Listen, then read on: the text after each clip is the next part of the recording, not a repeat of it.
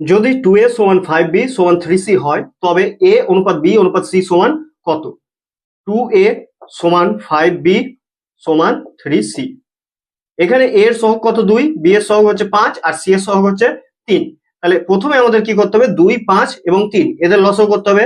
2 আর 5, 5 দুগুণে 10 আর তার সাথে 3, 3 10 30। তাহলে লসাগু কত হলো? লসাগু হলো 30। এই যে লসাগুটা বেরোলো, এই লসাগু দিয়ে আমাদেরকে প্রত্যেকটা পদকে কি করতে হবে, ভাগ করতে হবে। তাহলে এইদিকে 2a কে 30 দিয়ে ভাগ করলাম, 5b কেও 30 দিয়ে ভাগ করব, 3c কেও 30 দিয়ে ভাগ করব। এবার 2 আর 30 এর কাটাকাটি করলে 2 1 কে 2, 15 দুগুণে 30, 5 1 কে 5, 5 6 30, 3 1 কে 3, 3 10 30। এখান থেকে পাওয়া যাবে a বাই 15 সমান b বাই 6 সমান c বাই 10। তাহলে অতএব a অনুপাত b অনুপাত c সমান কত আসবে?